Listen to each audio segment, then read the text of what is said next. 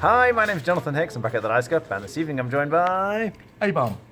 Steve. And we've just finished playing Teotihuacan with the late pre-classic period expansion. So we're going to assume you already know how to play Teotihuacan. I'm just going to give you the expansion stuff, essentially. Now, there are a few different things here. First of all, some of the boards are a bit different.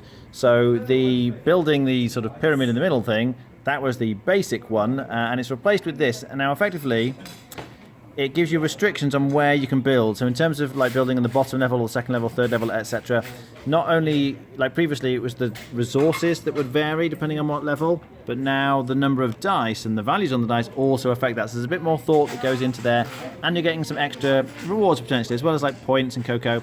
You can also unlock your dice here. So previously, when you went to spots like this and you lock the dice to get the stuff, you could spend 3 cocoa to unlock one of your dice, or you can kind of pass to unlock all your dice. But this is now another way of unlocking your dice. So it makes the locking the dice actions a bit more viable. It's easier to unlock them. There's another similar one with the sort of what is it, decorations, the kind of steps that go up the side here. Again, there's sort of slightly more restrictions in terms of how you build them in terms of the number of dice, but again, you can see you've got that unlock symbol, and it's possible to build 2 of them at once, so more interesting choices in terms of how you're building those decorations. We're also replacing some of the other boards, so the houses for all the workers here. The main thing this adds really is this section here, where you have this orange temple track.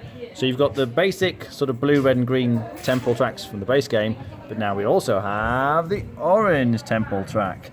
So this one adds a few extra things. Whenever you move on this, you can see you're getting to increase one of your dice by 1. This one is interesting. It means when you go here, you get to move one of your dice backwards 1 or 2 spaces. And then as well as those, you've got the kind of 1, 2 and 3 spots. Now when you go onto the 1, 2 or 3 spots, you get to add a disc onto the 1, 2 or 3 seconds here, which are giving you special abilities. A bit like the special abilities, if you remember, you get from this board here. These give you extra things that work throughout the game. So for example, whenever you go to spots 2, 3 or 4 and take the action, you get a cocoa. Or for example, the slightly better ones here, if you go to 7, you get to treat it as if you had an extra dice there. Or for example, when you ascend, you can, instead of resetting down to a 1, you get to reset down to a 2, so that's quite handy. There's some kind of end game scoring if you manage to get up to the sort of level 3 things here. So for example, when you're doing the eclipse scoring, and you're counting the scoring for the houses of the dead, you get to imagine that your house level is 2 higher than it normally is. This one means you don't have to pay your workers at all in Coco. It's completely free when you do the Eclipse thing. So various extra kind of special abilities there. So an extra temple track. And as I say, you've got extra boards which allow you to move up potentially on that orange temple track. I think we've covered all. Was there another board in the middle? Oh, they're just the specials. Okay, so yeah, then everyone has a kind of faction now as well. You get a choice of a couple of these at the start of the game, and they're going to give you some kind of special power. So mine, for example, when I take action 6 or 7, which is the decorations one or the building the houses thing, then I get to treat it as if I have 1 extra dice there, like all the time. So that was pretty powerful. It meant, you know, if I go here with only 1 dice, then actually I can do the 2 level. If I have a dice here already and I move 1 here, I can jump straight to the 3 level and increase both my dice by 1. So that's potentially very powerful. Just for a selection, Abon, what was your special ability? Mine was Pillar Loke, which meant that every time I went to a resource generator, I could count someone else's dice as my own. But every time I built anything, it basically cost me 1 extra resource. So it sort of balanced itself out.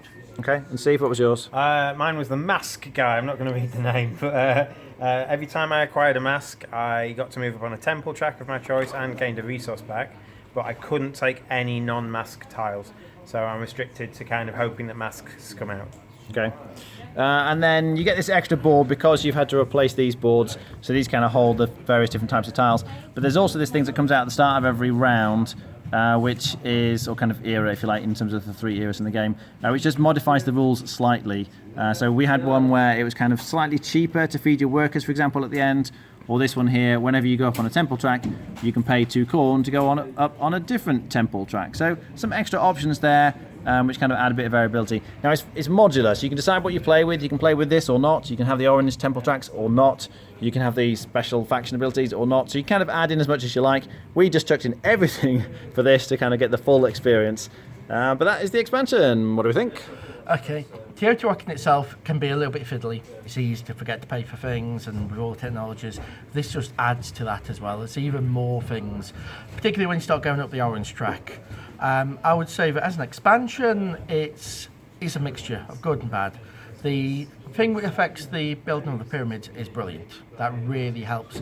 It stops everyone going for the pyramid track. The change to the gold as well makes that a little bit more interesting. You've got things to unlock dice. It changes the dynamic, and I would probably get the expansion just for that. The extra powers all seem to really balance each other out a little bit.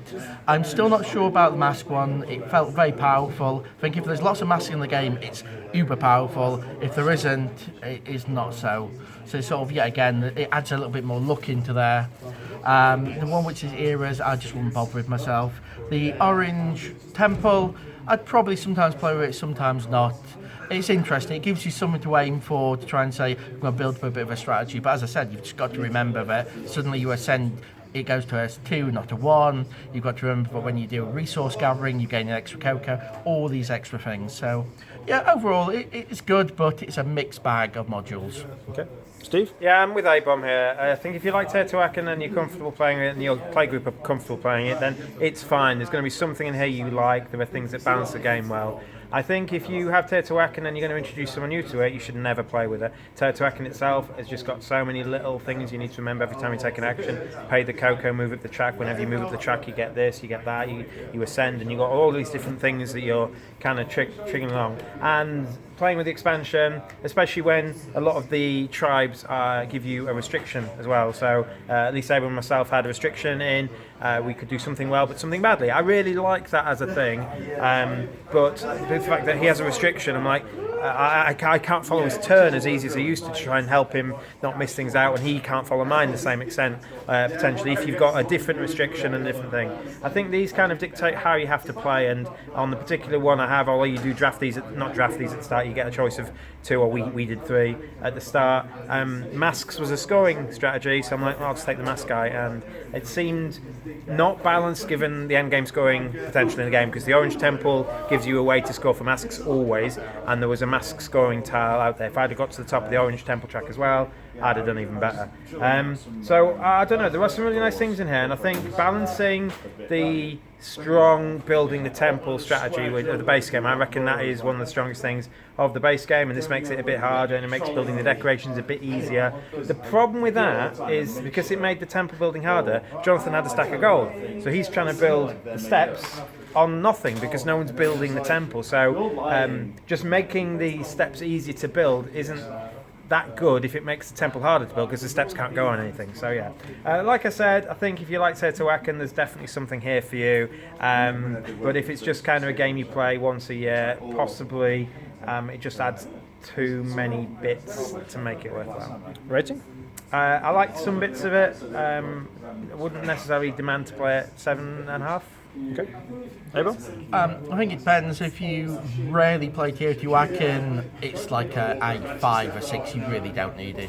If you play Teotihuacan a lot, I'd probably go as high as a 7.5. Okay.